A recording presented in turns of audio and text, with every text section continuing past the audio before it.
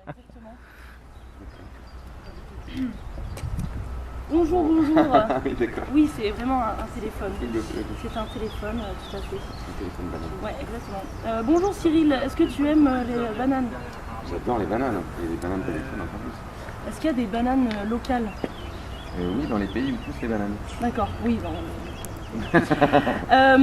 Alors, est-ce que tu peux nous dire, nous dire, comment tu es devenu un petit colibri? Quelle a été toi ta prise de conscience quand tu es devenu animal? C'était très progressif. C'était pas du jour au lendemain.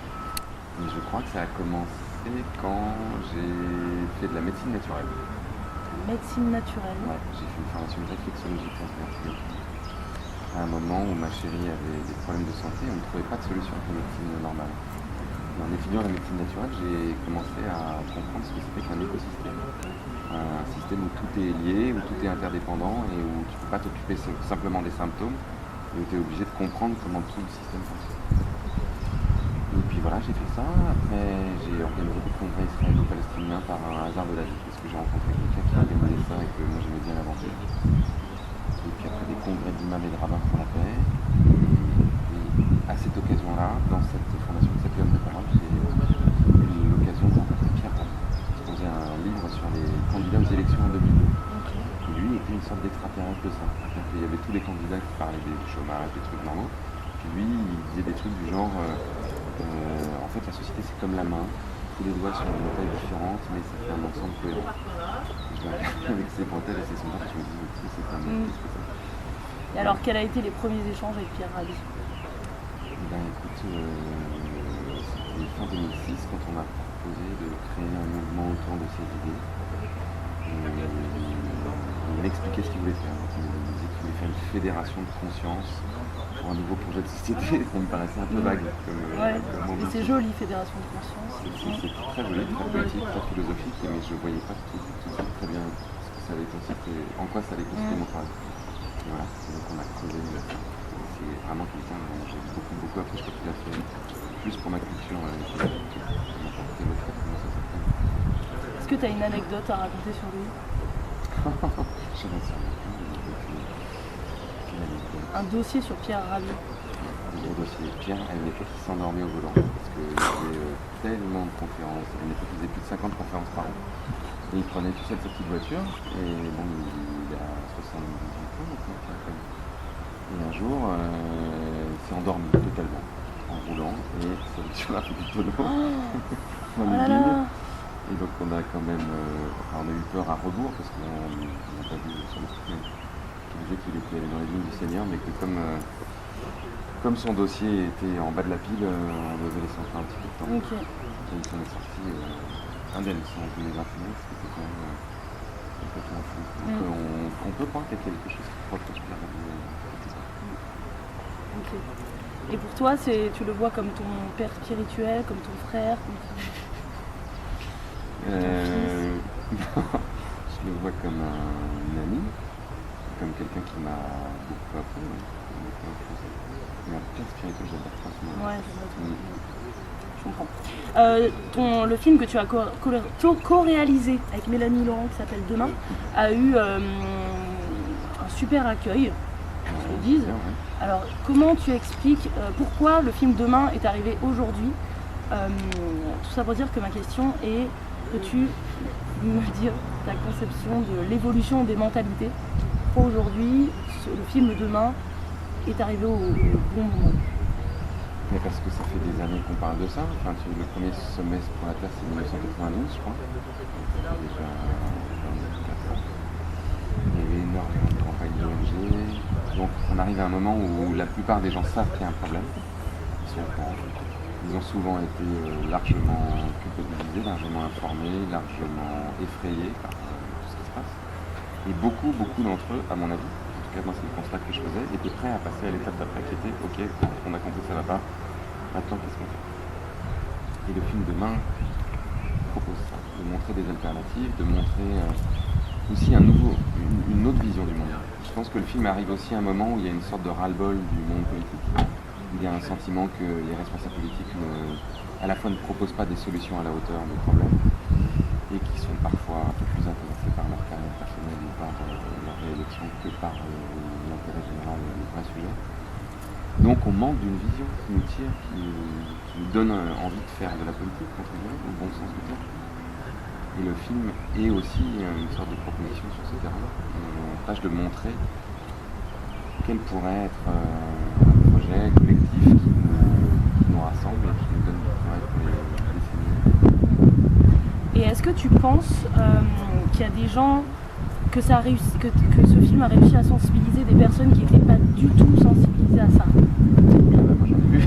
Ouais, ah, mais raconte-nous justement une rencontre, ou je sais pas, une personne qui était, je sais pas, ultra pessimiste, râleur, on va tous crever, tout ça, et que tu as réussi à émouvoir, que vous avez réussi à émouvoir avec le film. Pas que ça, mais je me souviens d'une réunion dans une rédaction d'un grand magazine féminin avec une des membres de la rédaction qui me disait moi depuis que j'ai vu votre film, maintenant je recycle l'idée en verre. Ah bon? Ah ouais? Ah oui. Je ne savais pas que ça se recyclait. Non mais Ouais. c'était, on y était presque. Ouais. Donc en 2015 que quelqu'un recycle pas son verre pour l'instant un peu de la science-fiction. Mais donc je me suis rendu compte qu'il y a des gens qui étaient très loin, qui faisaient rien du tout, et qui en voyant ça se sont dit waouh, mais en fait oui, il faudrait que je m'y mette. On a vu pléthore de gens dans la tournée, puisqu'on a tourné dans pas loin de 60 villes en France, je pense, qui nous disaient oh là là, j'avais pas envie d'aller voir ce film, j'étais sûr que j'allais me faire chier comme un renard, ça allait être encore un nouveau documentaire écolo, culpabilisant, anxiogène, tout ce que tu veux. Moi je suis pas du tout écolo, alors c'est ou ma femme, ou mes amis, ou mes enfants qui m'entraînaient là. Et en fait j'ai adoré, et ça m'a donné envie de faire plein de trucs, et j'ai trouvé que c'était un super film, au-delà d'être simplement un documentaire utile. Donc ça c'était la plus belle des victoires, parce qu'on voulait justement faire un film qui soit pas pour les militants, qui soit pour les autres. Il y a un vrai problème, je trouve, aujourd'hui sur le terme écolo, qui est vraiment victime d'une image de trop militant, et donc les gens, limite, ça fait un effet inverse. C'est terrible. C'est sûr, ouais, ils ont envie même de s'enfuir en camp, ou de se moquer, et ça c'est vraiment une erreur d'avoir complètement décalé en fait l'écologie pour faire en sorte qu'on ait l'impression que ce soit un sujet à part dans la société. C'est pas un sujet à part, c'est un sujet qui concerne tout le monde. Un parapluie, moi, T'as un parapluie? C'est vrai? Ouais. Est-ce que vous avez un parapluie? Sinon, non mais je vais le chercher. Je vais le chercher. Non mais ça fait drôle à l'équiper, drôle. Carrément avec un parapluie. La façon dont on s'est fait accueillir à Détroit, où nous on arrivait la gueule enfarinée en se disant les gens vont être tellement contents qu'on vienne les filmer. Et qui nous disons ah mais non mais nous on n'a pas que ça à faire, en fait on a des légumes à cultiver donc vous dégagez, et puis La grosse claque, quoi. et donc on a ri nerveusement là plutôt. Et après on a dû passer quand même beaucoup de temps pour leur expliquer ce qu'était le film, qui on était, pourquoi ça allait être un peu différent, et finalement ils ont fini par accepter, mais ça a été dur. Toi, quel colibri es-tu? Qu'est-ce que tu fais toi tous les jours? Qu'est-ce que tu fais tous les jours? Je mange, je C'est bien, je me lave. Non mais quelles Oui, j'ai compris. T'as compris. Quels sont tes conseils? Je suis devenu végétarien après le film, il y a presque 2 ans maintenant, Pas trop dur. 1 an et demi. C'est pas trop dur, non. C'est un peu dur parfois, il y a quelques trucs moi qui me manquent, la charcuterie notamment. Mais T'en rêves ou pas? j'en rêve pas, non. Parfois quand je vois mes enfants manger, c'est un peu difficile. Et ça c'est un des trucs qui peut avoir le plus d'impact de tout ce qu'on peut faire. De manger moins de viande et en manger plutôt bio, local. On va bientôt manger des insectes de toute façon. Oui, j'ai fait un festival où il y avait un documentaire là-dessus. Sur manger les bugs en danois. Et sinon je fais plein de trucs. Il faut que j'achète presque tout bio, un maximum local. J'ai des copains qui sont maraîchers, d'autres qui sont paysans boulangers dans le secteur où j'habite, qui vendent sur le marché, ça c'est cool. J'ai une maison qui est très bien isolée, donc qui consomme peu. Je recycle, je composte, j'ai 2 composts dans mon jardin. Et j'ai un petit jardin potager en face, qu'on a fait dans la maison de retraite qui est en face de chez nous avec nos voisins. Je me déplace surtout en train et en vélo. J'achète des détergents, des cosmétiques et des vêtements bio, des vêtements en coton bio. J'essaie de ne pas acheter n'importe quoi. C'est pas mal. Et puis j'essaie de faire un métier surtout qui m'éclate et qui est utile. J'essaie de faire en sorte que ce que je fais toute la journée, à la fois soit conforme avec mes valeurs et puis ça. Quel est ton projet, tes prochains projets? Et ben, je suis en train de finir un roman et je suis en train d'écrire. Celui-là, tu vas réussir? J'espère. Non mais j'ai réussi. Non ben, heureusement que je les appelle. T'écris sur quoi? Là, le roman que je fais, c'est un roman choral de 3 personnages Sur la chorale? différents. Non, un roman choral, ça veut dire que c'est Reconversion de Cyril Dion. c'est 3 personnages, 3 histoires de personnages en même temps. Ça s'appelle Choral. Non, oui, ça s'appelle un roman choral. Ça peut être un film choral aussi. Un film comme Magnolia, par exemple, où tu as plein d'histoires différentes qui s'entremêlent, ou Crash. D'accord. C'est des films chorales. Et je suis en train d'écrire un autre film qui va être une sorte de suite de demain, qui sera une fiction qui parle de révolution. C'est de raconter, d'imaginer comment il pourrait y avoir une révolution dans les 20 ans qui viennent et à quoi elle pourrait ressembler. Et on prend ça. Ben, il n'est pas écrit encore. Ah ouais, il n'est pas écrit. Je suis en train. C'est feuille blanche? Ah non, pas feuille blanche. Mais si je commence à te raconter maintenant, Ouais, c'est pas drôle. ça donnera pas envie aux gens d'aller voir le film. Tu veux nous parler de quoi d'autre? Tu voudrais qu'on parle de la pluie? Je sais pas, ouais.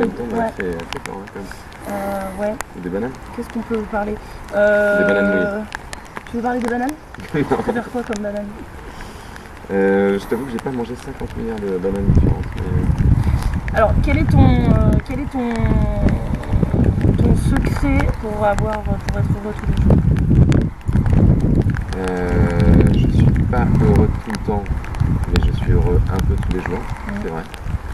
Là, c'est de faire des choses qui me passionnent et de faire des choses qui me nourrissent. Il faut toujours avoir un petit moment dans sa journée où on fait quelque chose pour soi qui nous fait très plaisir. Ça peut être de la musique, ça peut être, je sais pas, regarder un film, ça peut être faire l'amour avec son ou sa chérie, ça peut être passer un moment avec ses enfants, ça peut être marcher dans la nature, ça peut être boire des coups avec ses copains.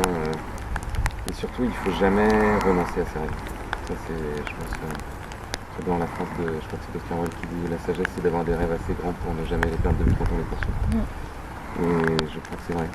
Et on est trop souvent amené à se dire que c'est pas possible, on rêve de ça, mais qu'on peut pas. Et moi, je pense qu'il faut faire tout le contraire. Il faut se dire qu'on peut et qu'il faut le faire. Moi, ça me déprime aussi les gens qui perdent leurs rêves. Ben, comment on fait pour les réconcilier avec le rêve? Ben, je sais pas, il doit y avoir un milliard de façons différentes en fonction des personnes. Mais moi, j'aime bien demander aux gens si vous aviez 20 millions d'euros sur votre compte en banque et que vous n'aviez plus jamais besoin de travailler, qu'est-ce que vous feriez? Et leur dire, je pense que la réponse à cette question, c'est ce que vous devriez faire maintenant. Et si la réponse à cette question, c'est ce que vous faites déjà, génial. C'est bon. Il y a des chances que vous soyez déjà heureux. Toi, ton rêve, c'est? Mon rêve, c'est de pouvoir continuer à faire ce que je fais, de ne jamais avoir besoin de travailler pour gagner de l'argent, ou de travailler simplement, ou d'exercer une activité, parce que ça m'épanouit, parce que ça sert à quelque chose, et parce que c'est utile, ouais. Très bien. Tu veux rajouter un dernier message? Non. L'amour. Non. Merci beaucoup Cyril. Et merci pour ton parapluie. Ben oui, on a eu la chance de l'avoir. Tu estimes à la sortie de ton prochain film le scénario optimiste? Le scénario optimiste serait dans 2 ans et demi? 2 ans et demi. On peut pas savoir le nom, j'imagine? Ben non, parce qu'il n'y a pas de nom encore. Tu le fais tout seul? On peut pas faire un film tout seul? Non, c'est pas possible. Mais je vais sans doute le réaliser tout seul, mais avec plein de gens. Ok, c'est cool. C'est cool. Ça sera aussi en mode vadrouille dans le monde ou pas? Non, ça sera a priori en France. En Haute-Goulaine? C'est pas encore fait. C'est super ici comme cas. Oui, c'est en discussion. Voilà, c'est en discussion. Merci beaucoup. Avec plaisir. Voilà, c'était artistique. Ah, c'était intéressant. Merci beaucoup. C'était assez sans queue ni tête mes trucs, mais ça marchait quand même. Ouais, c'est bien. Ça marche. Ouais, j'ai bien aimé. Ouais. On a sorti un peu du ronron habituel. Ouais. C'est bien. En fait, tu l'as hypnotisé. Ouais. Et quand tu le rappelleras par téléphone, il t'obéira, il fera ce que tu veux, comme dans le film de Woody Allen. Super. L'affaire qui roule, merci beaucoup.